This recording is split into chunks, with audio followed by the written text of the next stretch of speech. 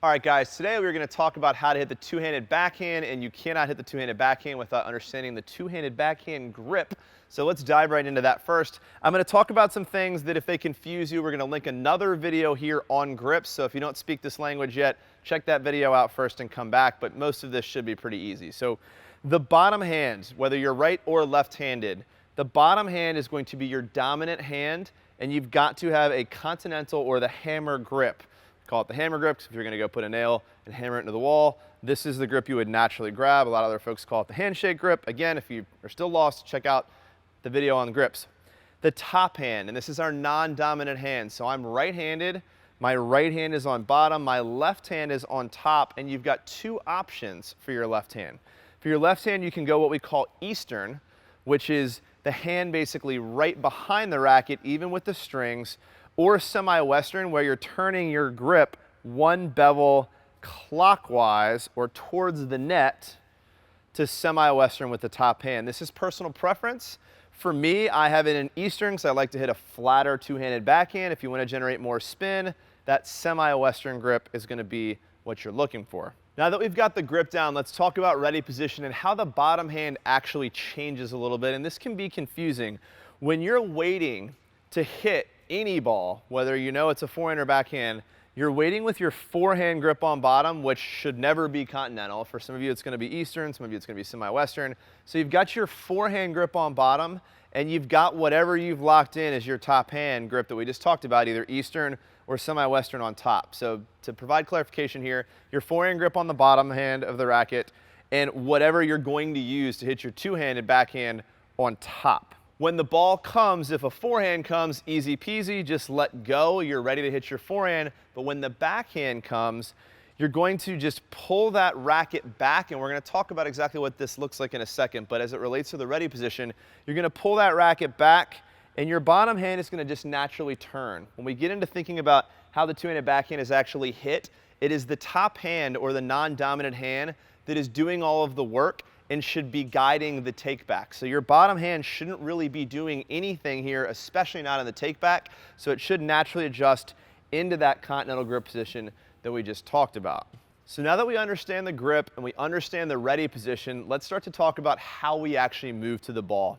When you're standing here in ready position, the first thing I want you to think about is your first step is always going to be with your outside foot. So us right-handed players, our first step is always going to be with our left foot, and this starts the turn of my upper body and the racket turn, the unit turn. Now, whether or not you pull back low, whether or not you have a loop, same concept. Step one is push weight to your left foot as you sync the rotation of your hips and shoulders and pull the racket back. Now, if somebody's hit a deep ball, you're still going to shift your weight to your left foot, but you're going to notice that my left foot comes back, and that allows me to start moving back towards the ball. The opposite happens when I'm pulled short. I still pull my left foot out, but then I pivot off of that left foot to start moving forward.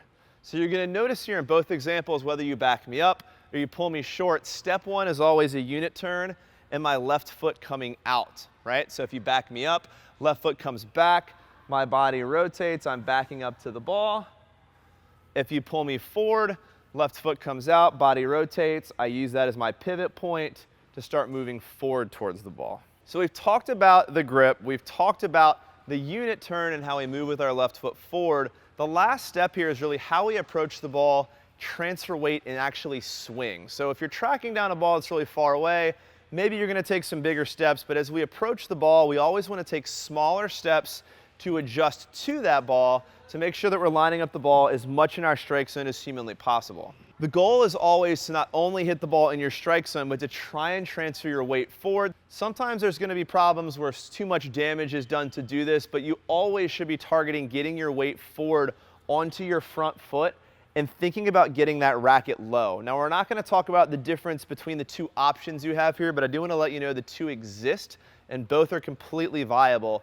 Some players, when they push their weight to their left foot and unit turn, are going to be in a loop, and then they're going to drop underneath the ball as that weight transfers forward, and they're going to drive through the ball. Some players, when they rotate back, are going to come low and then rear their racket up as that weight transfers to the front foot. But what you'll see in both situations, the racket ends up here, dropping down into the stroke to create momentum. So whether you loop up or you kind of pendulum back and up, the goal is to get up, to drop that racket back down and create momentum. So lastly, the trajectory of the racket and how we actually move our arms, hips, shoulders through the ball. One of the biggest mistakes we'll see as coaches is that you're too army. We don't like the Army. We're here in Virginia Beach, Virginia, where we're very naval. We want to see you use your abs. We want to see you use your core to actually rotate that racket through versus just arm the ball. So when you're thinking about how to actually sync this all together, you should be thinking about your whole body opening and closing as a door as that racket opens through the ball and extends out to follow through. Speaking of follow through, some options here. If you're looking to hit the ball deeper, we're going to want to see a follow through up by your ear.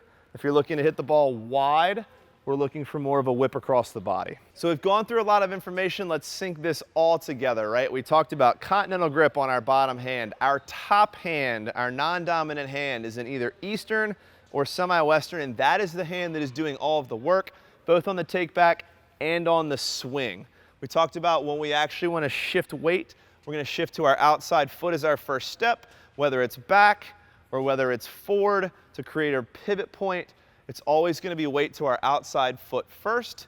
We then talked about how important it is, whether you loop or pendulum, that you're going to end up high so that you can create momentum down into the stroke.